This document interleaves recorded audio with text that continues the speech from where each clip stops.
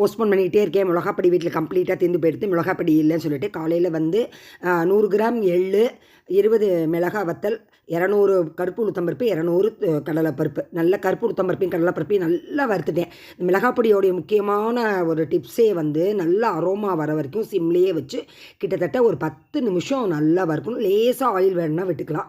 எள்ளையும் நல்லா வறுக்கணும். மிளகா வத்தல், உப்பு அந்த காம்பினேஷன் நான் முதல்ல வறுத்து வச்சுட்டேன். அப்புறம் எள்ளை வறுத்து இன்னொரு சட்டியில் உளுத்தம்பருப்பும் கடலைப்பருப்பு பெருங்காயம் போட்டு நல்லா வறுத்து வச்சாச்சு. நேற்று வந்து நான் வீடியோ போடலை. நான் வந்து ஒரு பென்ஷனர் மீட்டிங் அட்டன் பண்ணினேன். அங்கே டியூக்கு ஹோட்டலில் சாப்பாடு, அந்த சாப்பாடே நைட்டும் சாப்பிடலை, காலையிலவையும் சாப்பாடு பண்ணுறதுக்கு கஷ்டமாக இருந்து டிஃபன் பண்ணிடுவோம்னு சொல்லிட்டு கார்த்திகைக்கு பண்ணின அடமாவு பாக்கி இருந்தது. ஆனியன் போட்டு அது கொஞ்சம் பிடிச்சிருந்தது, பரவாயில்லன்னு சொல்லிட்டு ஆனியன் போட்டு ஒரு அடையும் நல்லா சூப்பராக நல்லா வந்து ஆஸ் யூஷுவல் நல்லா ஊற்றியாச்சு.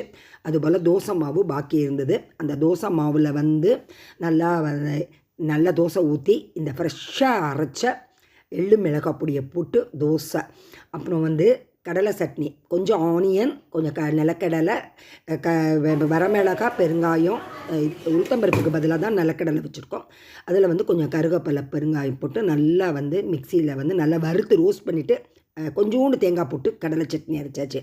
இன்றைக்கி வந்து நான் புதுசாக வந்து எலுப்பு சட்டி தோசைன்னு சொல்லிட்டு ஒன்று பண்ணினேன். அது வந்து எங்கள் பாட்டி காலத்தில் பண்ணுறது.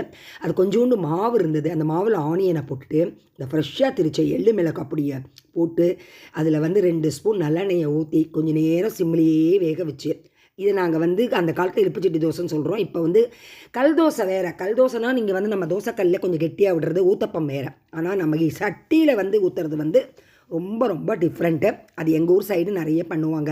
கடைசி மாவு மீதி இருக்கும் பார்த்திங்களா, அதை வலித்து ஊற்றிடுறது. நான் வந்து இன்றைக்கி மிளகாப்பொடி பாருங்கள், தோசை ஊற்றி மிளகாப்பொடி போட்டு அதில் நெய் ஊற்றி மிளகாப்பொடி தோசை, நெய் இட்லி போல் கிட்டத்தட்ட.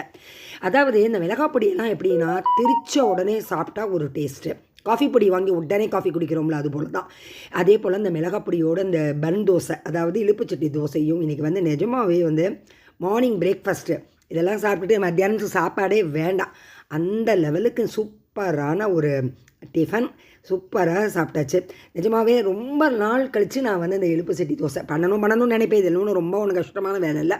ஆனால் இந்த மிளகாப்பொடி திரிச்ச உடனே பார்த்த உடனே மாவும் ஒரு கரண்டி மிஞ்சி இருந்ததா நான் பண்ண உடனே நிஜமாகவே இன்றைக்கி காலைல பிரஞ்சு வந்து நான் டிஃபனோடையே சூப்பராக முடிச்சிட்டோம். அதுபோல் நிலக்கடலை சட்னி, அதுவுமே ரொம்ப நிலக்கடலை வச்சு நான் அரைக்கவே மாட்டேன். இப்போ தான் நான் நிறைய யூடியூப்பில் பார்த்துட்டு நிலக்கடலை சட்னியே அரைக்கிறேன். அது காஸ்ட்லி கிடையாது, பட் ரொம்ப ப்ரோட்டீனைஸ்டு சட்னி, குழந்தைகளுக்கு ரொம்ப பிடிக்கும். எள்ளு மிளகாப்பொடியை பார்த்தா என் பேரன் விடவே மாட்டான். திரிக்கிறப்பெல்லாம் ஞாபகம் தான் வருது. பேரனுக்கும் பிடிக்கும், பாட்டிக்கும் பிடிக்கும். ஒரு